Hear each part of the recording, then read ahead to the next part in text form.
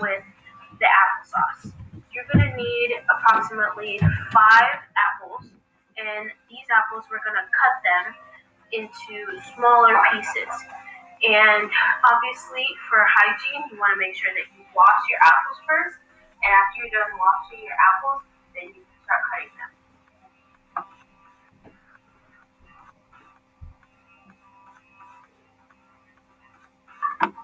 When you're cutting your apples, you want to cut them vertically going down.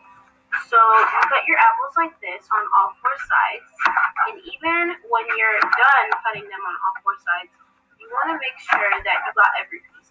So you don't want to leave a whole bunch of them inside. So you can cut off the edges like this, or you can just make sure if you have a parent, since knives are really hard to deal with, your parent can help you with that. After you cut it down like that, then you just cut the rest of them into smaller pieces so that when you do put them in there, it'll be way easier to smush once they're said and done. I'm a kind of person who likes the skin, so many of you out there who don't like the skin, that's okay. You can peel it off. If you need help peeling it off, again, your parents can help you. But there are 2 ways to cutting and peeling an apple. I'm just one of those people who like to keep the skin on. But it is easier to keep the skin off. It's all up to you.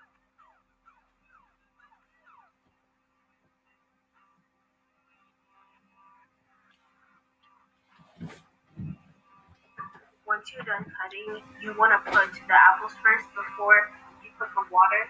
If you're using the water, and first make sure you're very careful putting the apples inside. And for water, about 1.5 cups of water for the 5 apples that I assigned to you. And when you're halfway through boiling these apples, then you can put in the cinnamon powder or the cinnamon sticks, depending on what type of cinnamon that you're putting inside. If you don't want to put cinnamon, that is okay too. But I recommend cinnamon. After you put the cinnamon inside, there will be spots on the outer spaces of the apple, and that's the cinnamon because it's starting to absorb the water and the nutrients inside. And then if you give it the next 5 to 10 more minutes, then you can get your blender. If you have a blender, you can use a blender. If you don't have a blender and you have something like this, that's also a great option because then you can just stick it in there and it can swirl up all together.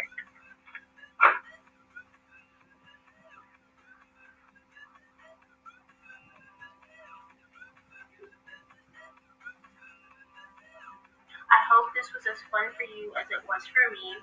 Mine came out like this. I added a little bit of cinnamon and skin, and it tastes great. I hope yours tastes just as good.